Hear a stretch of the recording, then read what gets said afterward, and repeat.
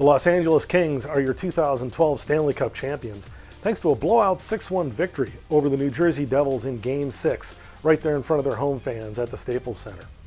It came after a little bit of controversy, however. In the first period, New Jersey forward Steve Bernier put a big hit on LA's Rob Scuderi, drawing 5 minutes and a game misconduct for boarding. During the resulting power play, the Kings were able to get 3 goals, which basically put the game out of reach in the first period. And even though the Devils tried to get back into it, they just couldn't overcome a dominant Kings squad. During a tight series like this, a single loss of composure can prove to be the difference. And tonight, that's exactly what happened for Bernier and the Devils. So many factors came together, however, to make this Kings team a winner. First, you had the midseason coaching change from Terry Murray to Daryl Sutter. That really lit a fire under the existing squad.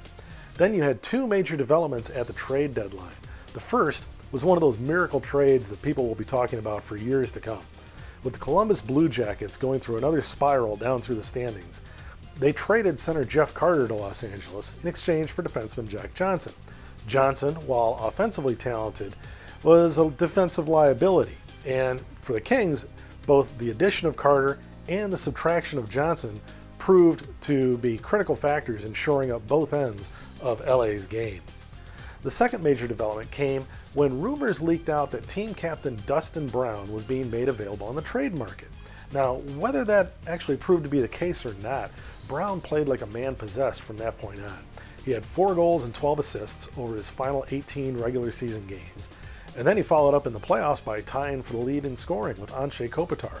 Both of them had 20 points in 20 games.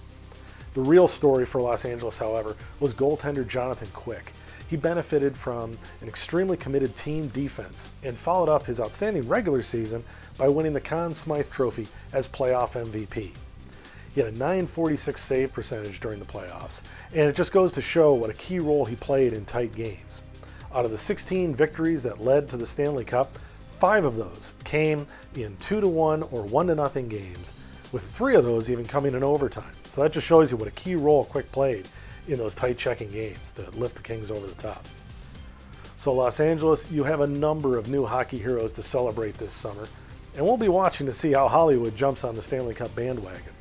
The question now becomes, do the Kings have what it takes to become the first repeat champions since the 1998 Detroit Red Wings? I'd like to get your thoughts on that in the comments below, and make sure you subscribe to our YouTube channel as well. I'm Dirk Hogue of On the Forecheck.